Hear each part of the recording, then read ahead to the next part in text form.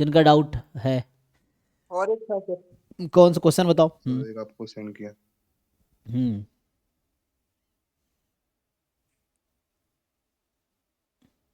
Last. इसमें क्या है भाई तुम्हारा x1 x2 independent uniform theta आई है, मतलब x1 यूनिफॉर्म थीटा 1 है, x2 यूनिफॉर्म थीटा 2 है, और z1 है मिनिमम x1 x2। तो ठीक है, ऑर्डर स्टैटिस्टिक्स है, लेकिन यहाँ पे वो नहीं लगा सकते तुम जो हम करते हैं ना, आईआईडी में होता है ना, वो बीटा में चला जाता है, यहाँ बीटा में नहीं जाएगा। तो आपको अलग से निकालना है, कैसे निकालोगे? तो मिनिमम का सीडीएफ निकाल लो। सीडीएफ कैसे निकालते हैं? तो यहाँ आ जाएगा minimum of x1 x2 more than x। तो मिनिमम वाला मोर देन x है, तो x1 more than x, x2 more than x, और इंडिपेंडेंट तो है ही, तो x1 more than x into x2 more than x। तो मतलब ये हो गया कि तुम्हारा क्या निकल के आ गया, हो गया ना? अब तुम लिख सकते हो, मतलब मैं बोल रहा हूँ अगर मैं लिखता z1 मोर देन x की प्रोबेबिलिटी, तो ये क्या आएगी? Probability x1 more than x into probability x2 more than x, इस तरह से। ठीक है। तो ये z1 का आ जाएगा डिस्ट्रीब्यूशन, समझ पाए? उससे 1 माइनस कर दो तो वो आ जाएगा। तो सी डी एफ ऑफ z1 जो आएगा वो आएगा 1 minus C D F of into में 1 minus C D F of x1 into 1 minus C D F of x2 at same point, जो भी है। लिख के देखो, जो मैंने बोला वो लिख के देखो। Probability z1 more than t निकालो, मिनिमम रखो, सिंप्लीफाई करो, वो आ जाएगा। फिर ऐसे ही z2 में है कि z2 जीरो ले रही है जब z1 बराबर x1 है, z2 1 ले रही है जब z1 बराबर x2 है। तो अब समझो यहाँ पे, और तुम खुद सोचो z1 x1 कब है? तो minimum of x1 x2 x1 कब होगा? जब x2 मोर देन x1 है, तभी ना। समझे कि नहीं? और z2 का डिस्ट्रीब्यूशन क्या होगा? मुझे बताओ, z2 का सपोर्ट क्या है? z2 का सपोर्ट क्या है? सो हम तुमसे पूछ रहा हूँ, बताओ। z2 सर का सपोर्ट क्या है? इसमें क्या क्या वैल्यू z2 ले सकती है? 0 1 0 1। तो 0 1 किसका वो होता है सपोर्ट? बर्नौली का। बर्नौली का। तो बर्नौली p मान लो। और p क्या होता है? Probability of success. सक्सेस क्या है? 1। और 1 का क्या मतलब है? z1 बराबर x2। अब तुम सोचो, प्रोबेबिलिटी z1 बराबर x2 और z1 क्या है? मिनिमम। तो x1 x2 का मिनिमम x2 कब हो सकता है? जब x1 बोर्ड बड़ा हो x2 से। हाँ, तो ये निकाल लो। और ये हाफ नहीं होगा, हाफ तब होता जब आईआईडी होता, तो ये हाफ नहीं होगा। अब निकाल सकते हो ना, ज्वाइंट पीडीएफ को इंटीग्रेट कर लो ज्वाइन इंटरवल से पे, निकाल ले। तो ये आ जाएगा। और वैसे ही पहले वाले का बताया, करके देखो, ये हो जाएगा। थोड़ा क्वेश्चन में थोड़ा सा एरर है सर, इस क्वेश्चन में मतलब यहाँ पर तो दिया नहीं हुआ है ना कि theta 1 and theta 2 is greater than, तो हाफ हाफ ऑफ थीटा 1 एक केस लेना पड़ेगा, theta 1 is greater than theta 2 एक केस लेना पड़ेगा, और and theta 2 is greater than theta 1 एक केस लेना पड़ेगा।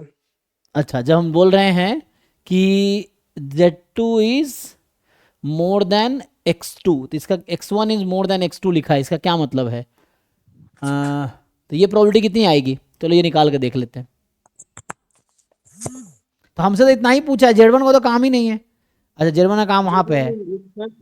x1 is greater than x2, तो मतलब तो हम लाइन जब ड्रा करेंगे ना, जो हाँ हाँ, मैं समझ रहा हूँ। तो dx1 dx2, तो यहाँ पे x1 से लेके x1 की लिमिट क्या है?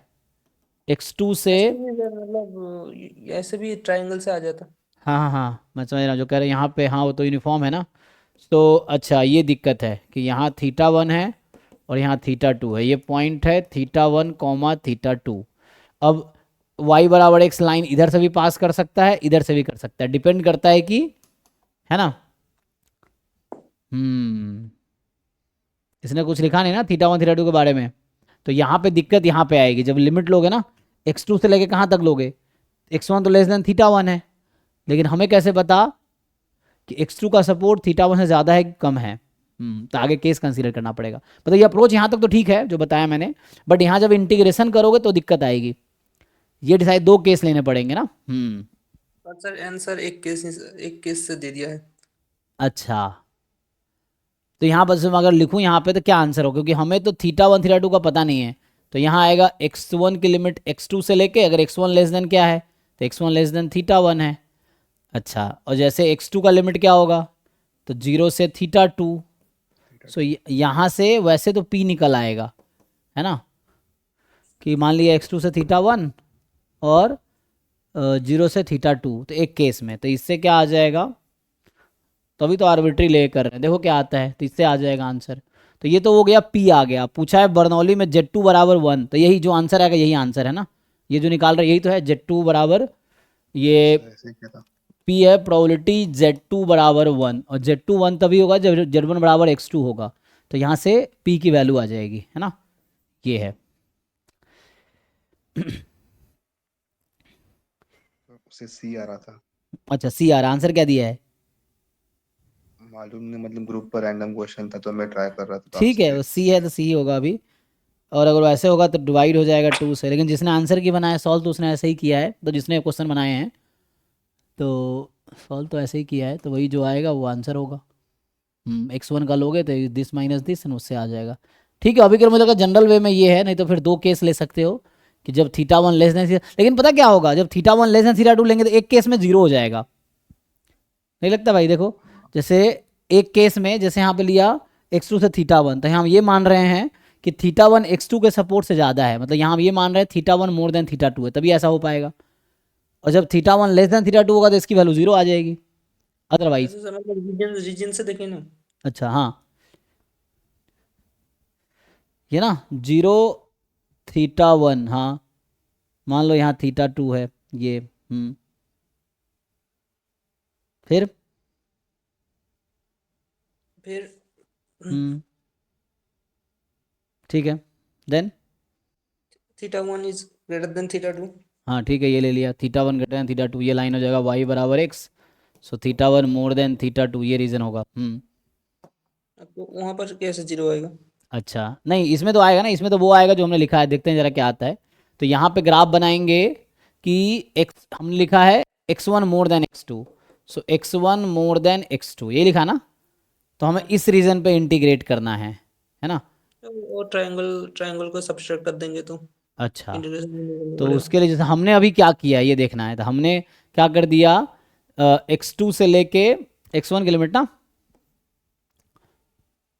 एक मिनट, तो हमें करना था x1 मोर देन x2, तो हमें x है ना, x2 से लेके मैंने क्या कर दिया, ये x2 से लाइन है ना, से लेके 1 तक, यही θ1 तक, ठीक है, हाँ x बराबर θ1, और इसका सपोर्ट 0 से θ2, ये तो ओके है। और दूसरा पार्ट देखते हैं, तो ये पार्ट जो मैंने किया है ये उसका ग्राफ बना है एक्चुअली, यही हुआ ना, देखो जो मैं कह रहा हूँ। अभी जो किया हमने ना, जैसे हमने x का होती है x बराबर x1 बराबर x2 और x1 बराबर θ1, तो ये हो गया x2 से θ1, x1 की लिमिट, x2 की लिमिट। अब इस शेडेड रीजन में x2 कहाँ से कहाँ तक जा रहा है, सो 0 से θ2। अब इसमें तुम कह रहे हो हाँ, दूसरा केस अगर ले ले तो दूसरे केस में जीरो आएगा, मतलब अगर मैं वो वाला केस लेता, लेट से जो तुम कह रहे हो दूसरे कलर से बनाता हूँ इसी में वो ग्राफ, तो अगर मैं ऐसा लूँ कि लाइक चलो यहाँ है θ2 लेट से, और ये θ1 को फिक्स रखते हैं, तब y बराबर x की लाइन, हमने θ1 को ज़्यादा ले लिया ना, तो यहाँ θ1 लेस देन θ2 लिया है, θ1 इज लेस देन θ2, तो कहाँ से जाएगी, अच्छा x तो फिक्स ही रहेगा, क्या ही दिक्कत है, x तो यही लाइन रहेगी ना, x में कोई चेंज तो आएगा नहीं, y बराबर x ग्राफ में चेंज नहीं आ रहा ना, तो हमारा हमारा सैम्पल स्पेस चेंज हो रहा है बस, ग्राफ तो सेम ही रहेगा। अब इसमें क्या हो रहा है कि नीचे वाला अब ग्राफ बनाना, हमें इसी यही लिमिट लेना x1 मोर देन x2, तो इधर कहाँ है x1 मोर देन x2, नीचे वाला। हाँ, तो ये वाला रीजन ना x1 मोर देन x2। अब इसमें अगर मैं x1 का ले रहा हूँ क्या होगा, अच्छा एक मिनट, तो x1 की वैल्यू कहाँ से स्टार्ट होगी, x2 से x2 से θ1 तक। θ1 तक, वो तो ओके है।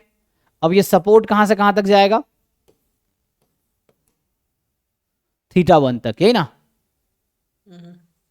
तो यहाँ फिर θ1 तक ही जाएगा दूसरे केस में। अच्छा दूसरे केस में यहाँ रेस्ट्रिक्शन आएगी, यहाँ रेस्ट्रिक्शन आएगी, है ना। तो मतलब ये है कि जो क्वेश्चन है उसमें अगर एक कंडीशन ऐड कर दे हम तो ओके हो जाएगा। क्या कंडीशन ऐड कर दे, हम ये पहले ही फिक्स कर दे ये वाला केस कि θ1 इज लेस देन θ2, अगर ये कर दे तो ओके हो जाएगा, तब ये केस रहेगी, क्योंकि यहाँ क्या है θ2 तक तब जाएगी ना, y की लिमिट, हाँ θ2 तक तब जाएगी जब θ2, यहाँ तक पॉसिबिलिटी तो है ही नहीं y की, ये तो इसी में ख़त्म हो गया, इसमें ही ख़त्म हो गया ना। तो यहाँ θ1 ये पॉइंट तो θ1, उसको पॉसिबिलिटी सर क्यों देख रहे हैं, मतलब ये तो और एक कंडीशन है ना, तो पहले वाला कंडीशन को क्यों सोच रहे हैं हम? पहले वाला दो पॉसिबिलिटी है ना, आइदर दिस और दिस, हाँ आइदर दिस और दिस यूनियन ले रहे हैं ना, मतलब तो इंटरसेक्शन पार्ट तो जीरो ही आएगा ना। इंटरसेक्शन पार्ट जीरो आएगा, हाँ। और तो मतलब वो उससे छोड़कर पूरा इग्नोर करके तो हम नया कंडीशन देख रहे हैं सिर्फ। हाँ, उसको इग्नोर कर दिया हमने पुराने वाले को। हम्म। तो जो इस तो कलर, अभी इस नया। कलर से जो बनाया वो नया ग्राफ है, जो अभी बनाया था ना इस कलर से, वो तो नया ग्राफ है ना। हाँ हाँ दूसरे कलर जो बनाया, इस कलर से बनाया, वो नया ग्राफ है, वो नया समझो अभी, कि हमारा हाँ हाँ जीरो हाँ से थीटा टू थीटा वन, उस पहले वाले कलर को भूल जाओ। हम्म। हाँ। तो उसका तो मतलब आएगा, न्यूमरेटर में आएगा, डिनोमिनेटर में आएगा theta one theta two total region, और न्यूमरेटर में आएगा आपका theta one theta two minus जो है नहीं sir, half into theta one into theta two. लेकिन ये रीजन का एरिया कितना है, तो थीटा वन हो गया ना ये तो, क्योंकि y बराबर x की लाइन है, x1 बराबर x2 की लाइन है ना, तो y तो हाँ यहीं तक जा, इस रीजन में y की लिमिट कहां से कहां तक ले सकते हो, हाँ ठीक है ठीक है।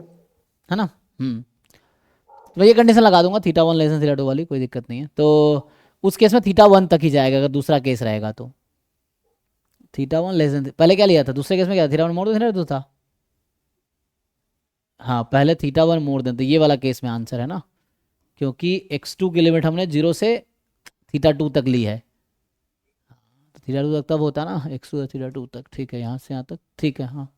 तो ये वाला केस रहेगा, theta one more than theta two, ठीक है। तो सही है, ऐसे आंसर तो ठीक है। तो इस केस में आंसर आएगा theta one more than theta two, और नहीं तो फिर वैसा रह जाएगा, थीटा वन तक लेना पड़ेगा, दूसरे केस में ये आंसर आएगा। इसने कुछ फिक्स नहीं किया ना, करना चाहिए था। सो ये सर बस रैंडम में से दे दिए कि थीटा वन थीटा टू है, कुछ कहाँ शायद दिए। सर मॉक मॉक शायद सर 18 या फिर 19 का है। अच्छा, ठीक है। देखते हैं आ जाएगा तो। हाँ बताओ नेक्स्ट। तो